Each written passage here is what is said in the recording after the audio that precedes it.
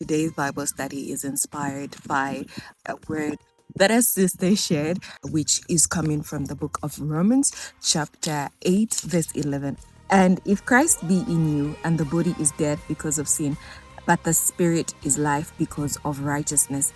But if the spirit of him that raised up Jesus from the dead dwells in you, that he raised up Christ from the dead shall also quicken your mortal bodies by his spirit and dwelleth in you. Right? The main devotion yesterday was inspired by a song by Benson Oyaken, Channels of My Spirit Open Up. Even as we met at the end of the day to pray together for God to open the channels of our spirit, right?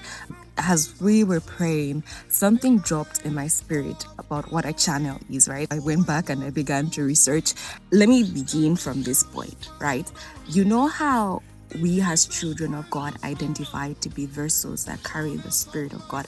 Now, we who are sons have the Spirit of God, that Spirit of God that raised Jesus from the dead living in us, right? I began to reflect and ask questions, and this is the same Spirit that was able to minister to the womb of Sarah and cause the womb which was barren to begin to carry life, right? To begin to respond to the seed of Isaac and bring forth that seed into human flesh. This is the same spirit that the dry bones in the valley in Ezekiel 37 that had an encounter with, and it was able to cause those dry bones to begin to receive life and begin to move again, right? The dry bones came back to life. And this is also the same spirit that the little girl, Jairus' daughter, had an encounter with, and it was able to raise her from the dead.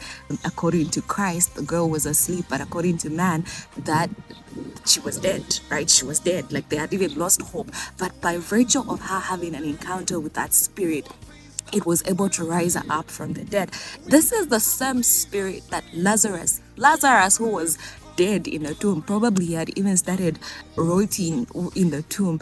This is the same spirit that he encountered that raised him back. Scripture in Romans talked about how the spirit is a life-giving spirit. And so if it is a life-giving spirit, by virtue of it being in us, we ought to have an encounter with the life that it comes with. Why is it then that we're not having an encounter with that particular life that is in his spirit, right? One of the reasons that hinders us is our inability to ascend the highest mountain. We want to ascend the mountain at our own terms, right?